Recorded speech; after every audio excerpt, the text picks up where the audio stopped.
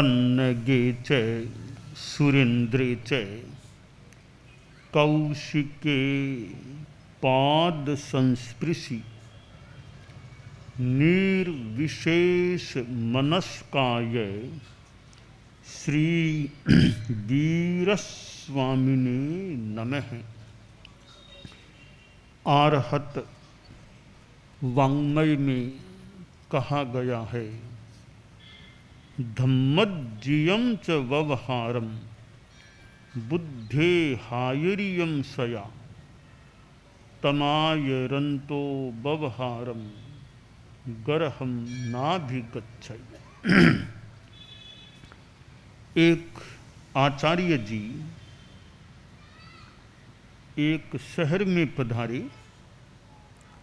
वह शहर उस राज्य की राजधानी था। तो लोगों में भी जानकारी सूचना मिली कि कोई धर्मगुरु आए हैं। तो प्रवचन के समय की भी जानकारी मिली। तो लोग भी जो काफ़ी धर्म रुचि थे काफ़ी एकत्रित हो गए। उधर राजा के सचिव ने राजा को भी निवेदन किया कि कोई गुरुजी धर्माचार्य आए हैं, शहर के लोग काफ़ी उधर जा रहे हैं, आपकी जानकारी के लिए यह निवेदन किया है। इतने में मंत्री जी आ गए। बोले महाराज वो आचार्य जी धर्मगुरु आए हैं हमारे राजधानी में यहाँ। तो मैंने सारी उनके बारे में रिपोर्ट जानकारी ले ली है।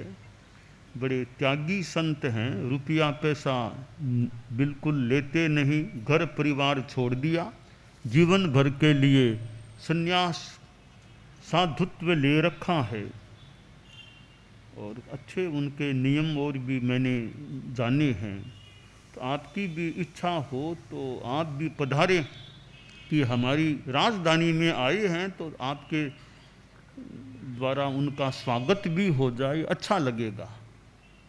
तो राजा ने कहा ठीक है, प्रोग्राम बना लो। तो मैं अभी जल्दी ही चलना पड़ेगा, जल्दी चल लेते हैं। तत्काल तैयारी हो गई और राजा अपने लवाजमे के साथ जहाँ वो प्रवचन का स्थल था और गुरुजी थे वहाँ प्रवेश करने लगा। और लोगों में करे राजा जी आ रहे हैं। जनता खड़ी हो गई। राजा के प्रति बड़ा सम्मान का भाव था। तो राजा धर्मगुरु के पास पहुंचा। जनता को बैठने का संकेत किया गया। राजा ने गुरुजी को वंदन किया, नमस्कार किया। आचार्य जी ने भी राजा को विशेष महत्व के साथ जिकारा कह दें, आशीर्वाद की मुद्रा के रूप में हाथ उनकी ओर किया। थोड़ी देर यूँ बातचीत चली। फिर राजा बोला मैं अभी आपके प्रवचन कार्यक्रम में बाधक नहीं बनना चाहता, तो आपका प्रवचन मैं भी सुनना चाहूँगा। तो इतने में कोई कार्यकर्ता बोले पहले राजा जी स्वागत करें, बाद में प्रवचन होगा। कहा ठीक है, स्वागत में बोल दूँ। तो राजा ने थोड़ा स्वागत में बोल दिया, स्वागत किया और साथ में कहा कि गुरुजी आप तो जैसा मैंने सुना त्यागी लोग हैं, घर परिवार छोड़ दिया, पैसा भी नहीं लेते, और हम लोग तो यूँ जनता है, हम लोग हैं गृहस्थ हैं, तो बहुत बड़ी बड़ी आप बातें बताएंगे वो तो हमारे प्रैक्टिकल रूप में जीवन में उतरनी कठिन हो सकती है। तो कोई आप हमें छोटी छोटी सामान्य बातें जिनसे जीवन अच्छा रहे, उस रूप में आप हमें कुछ मार्गदर्शन दें, ऐसा मेरा आपको निवेदन है। बाकी आपकी जैसी मर्जी, हम तो सुनने के लिए ही आए हैं। तो हमारे काम की छोटी छोटी बातें आप बताएं तो हम उनको जीवन में उतारने की भी चेष्टा कर सकेंगे। मैं भी करूँगा और हमारी जनता भी, जनता से भी मैं अपील करूँगा कि जो गुरुजी कुछ बातें बताएं, जितना हम जीवन में उतार सकें वो प्रयास करें। यूँ थोड़ा बोलकर राजा अपने आसन पर आसीन हो गया। अब गुरुजी का प्रवचन हुआ तो गुरुजी ने राजा की बात को ध्यान में रखते हुए कुछ छोटी छोटी साधारण सी, जो जनता के लिए उपयोगी हो, धार्मिक दृष्टि से भी महत्व हो, ऐसी बातें बताई। एक संस्कृत में श्लोक है, उसमें ऐसी कुछ छोटी छोटी बातें बताई गई है जो वैसे गुरुजी के द्वारा बताई गई जो भी है, पर श्लोक है एक पात्रे दानम गुरु सुविनय सर्वसत्वानुकंपा न्याय्यावृत्ति परहित विधावादर सर्वकालम कार्यो न श्रीमदपरिचय संगति सत्सु सम्यक राजन सेव्यो विशदमतिना सईस सामान्य धर्म है। कि सामान्य सी धर्म की बातें हैं। तो आचार्य जी ने कहा, राजन पहली बात है पात्रे दानम, पात्र में दान देना चाहिए, सुपात्र दान देना चाहिए। साधु लोग आए घर में, कोई उनके नियमानुकूल चीज हो तो साधु को लेने के लिए निवेदन करना चाहिए, वो लेना चाहें तो देने का प्रयास करना चाहिए। तो पात्र में दान, हमारी दुनिया में दान की भी महिमा है। सुपात्र दान तो एक साधु को दान, वो तो संयमी को दान हो गया, जो धर्म दान के अंतर्गत आता है। बाकी और किसी को देना यह लोक व्यवहार का लौकिक दान हो जाता है, जहाँ गरीबों को, जरूरतमंदों को, अखबार में गरम कपड़ों का दान, अब सर्दी आ गई, गरम कपड़ों का दान गरीबों को, जिनके पास नहीं गरम गरम कपड़े उनको देना। तो ऋतु आदि के अनुसार जो गरीब हैं, असहाय हैं, कुछ कमज़ोर हैं, उनको सहयोग देना। भूखे हैं तो उनके भोजन की व्यवस्था करना, निराश्रित हैं तो उनके रहने की व्यवस्था करना, सर्दी में गर्म कपड़े बच्चों आदि आदि को देना। ये लौकिक लोक व्यवहार के, जहाँ लोक व्यवहार में इसका महत्व है। अनुकंपा, दया की भावना भी साथ में जुड़ी हुई हो सकती है। तो वह भी एक दान है, जो लौकिक दान, लोक का, दुनिया का यह दान। एक साधु को देना, वो एक साधु दान, संयमी दान, संयति दान हो गया। और ये गरीबों को, असहायों को, औरों को देना एक लौकिक दान हो गया। तो आचार्य जी ने कहा पात्रे दानम, पात्र में दान देना। दूसरी बात है गुरु सुविनय है। जो गुरु हैं, त्यागी हैं, सुसाहुणो गुरुणो, साधु लोग हैं, शुद्ध साधु, उनको नमन करना, उनका विनय करना। और लोक व्यवहार में गुरु जो अपने से बड़े हैं, बड़ों को प्रणाम करना। लोक व्यवहार में पुत्र बेटा पिता को प्रणाम करता है, माँ को प्रणाम करता है, और भी जो बड़े हैं उनको प्रणाम करते हैं। विद्यार्थी अपने शिक्षक को प्रणाम करते हैं, कि जो अपने से बड़े हैं उनको प्रणाम करना। यह लोक व्यवहार में एक विनय प्रणाम की परंपरा भी चलती है। तो जो गुरु हैं, त्यागी शुद्ध साधु, उनको तो नमन करना, बंदन नमस्कार करना। हमारे यहाँ वो तिखुत्तों की विधि से साधुओं को, गुरुओं को बंधन करने की है। कहीं इच्छा मिखमासनो ऐसे तो मूल बात है वो विनय करना। विनय करने की विधा अलग अलग हो सकती है, रास्ते अलग अलग भले हों, मंजिल तो एक है। तो गुरुओं का विनय करना। तीसरी बात बताई आचार्य जी ने, सर्वसत्वानुकंपा, कि जीवों के प्रति, सब जीवों के प्रति अनुकंपा रखना, दया रखना। दया दया कोटि कल्याण जननी, दुख दुरियारी विघ्नठवनी, संसार जल ही तरणी, एक्का चिय होय जीव दया। कि यह दया कल्याण करने वाली है, दुख रूपी पाप का नाश करने वाली है, संसार रूपी समुद्र से पार लगाने वाली है। कि दया की भावना, दया सुखारी वेलड़ी, दया सुखारी कान, खान अनंता जीव मुक्ति गया, दया तना फल जान।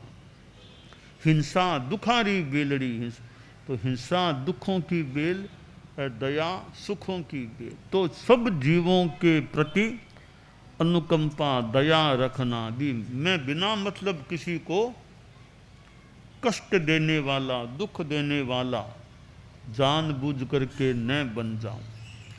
तो सब प्राणियों के प्रति दया रखना। चौथी बात बताई आचार्य वर ने, न्याय्यावृत्ति ही, न्यायपूर्ण बर्ताव करना चाहिए, किसी के साथ अन्याय नहीं करना चाहिए, न्याय के रास्ते पर चलना चाहिए, नैतिकता के पथ पर चलना चाहिए। जीवन में ईमानदारी पूर्ण व्यवहार रखना चाहिए। बिजनेस करो, धंधा करो, लेन देन करो, अपनी नैतिकता, ऑनेस्टी, वो बड़ी बात है, अच्छी बात है। पैसा संपत्ति है तो ईमानदारी भी संपत्ति है। एक संपत्ति धर्म की संपत्ति, दूसरी धन की संपत्ति। तो पैसा संपत्ति है तो honesty is the best policy. ईमानदारी सर्वोत्तम नीति है और बड़ी एक संपत्ति है। तो न्याय्यावृत्ति ही, न्यायपूर्ण बर्ताव करना चाहिए। पांचवी बात, परहित विधावाद रहे सर्वकालम, कि दूसरे का हित हो ऐसा काम करो, दूसरे का अहित करने का प्रयास नहीं करना चाहिए। परहित सरिस धर्म नहीं भाई, पर पीड़ा सम नहीं अधमाई। चौपाई में, परहित के समान कोई धर्म नहीं, पर पीड़ा के समान पाप नहीं। तो दूसरों का हित हो। अब हित दो तरह का हो सकता है, लौकिक हित और लोकोत्तर हित, आध्यात्मिक हित। आत्मा का कल्याण हो वह लोकोत्तर हित है, आध्यात्मिक हित है। और शारीरिक सुविधा आदि देना वो लौकिक हित हो सकता है। तो आध्यात्मिक हित बहुत बड़ी चीज है। तो दूसरों के हित में रुचि रखो, अहित नहीं करना चाहिए। छठी बात बताई, और संगति ही, यानी जो कार्यो न श्री मद परिचय, कि यह जो श्री लक्ष्मी ऐसा कुछ मिल जाए तो अहंकार नहीं करना चाहिए। जिंदगी में कुछ मिल जाए, भले पैसा मिल जाए, भले बुद्धि मिले, भले रूप मिले, भले ताकत मिले, भले ज्ञान से आदमी संपन्न हो, कि इन चीज़ों का घमंड मत करो, अहंकार नहीं करना चाहिए। कि मेरा रूप कितना सुंदर है, तो ठीक है, नामकर्म का उदय मान लें, अच्छा शुभ नाम का रूप अच्छा मिल गया, शरीर बड़ा सुवर्ण है, अच्छा है, तो ये आखिर भौतिक है, कोई शरीर अनंत काल तक तो टिकने वाला नहीं है, यह तो एक सीमित काल का है। तो घमंड क्या करना, मिल गया तो मिल गया। शरीर तुम्हारा सुंदर है, तुम्हारे विचार सुंदर हैं या नहीं, तुम्हारा आचार सुंदर है या नहीं, कोरा शरीर सुंदर होने से क्या होगा। देखने में ठीक है, बढ़िया फूफरा आदमी है, पर चेहरा सुंदर है, ये एक छोटी सी चीज तुम्हें उपलब्ध हो गई, तुम्हारे विचार कितने सुंदर हैं, सिद्धांत कितने बढ़िया हैं, जीवन में आदर्श कितना सुंदर बनाया कि नहीं बनाया।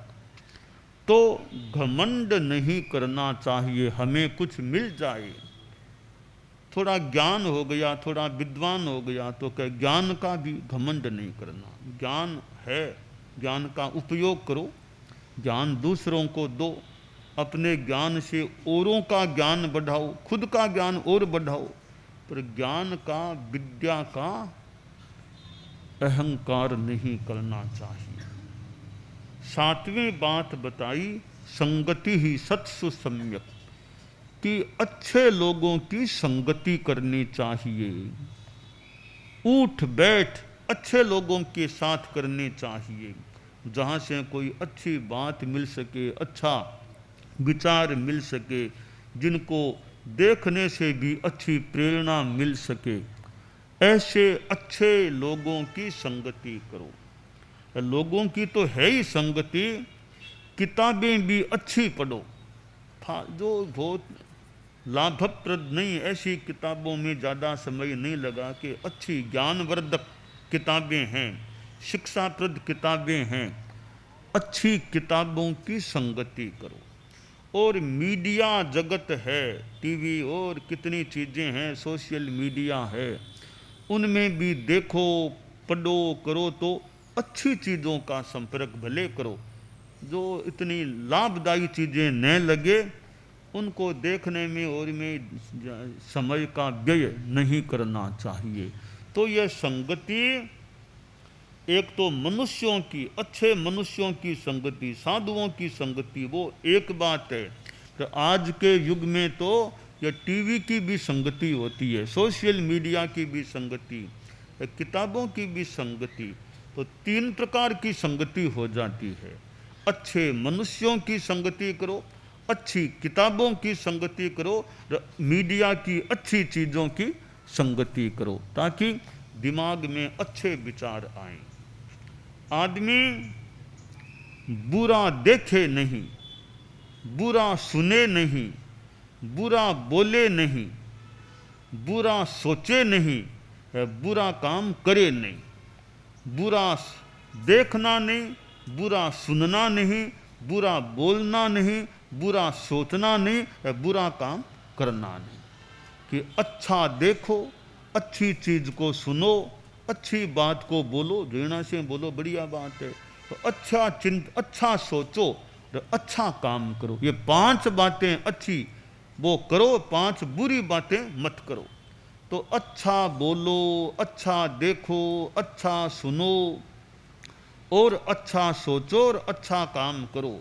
बुरा बोलो मत, बुरा देखो मत, बुरा सुनो मत, बुरा सोचो मत, बुरा कार्य करो मत।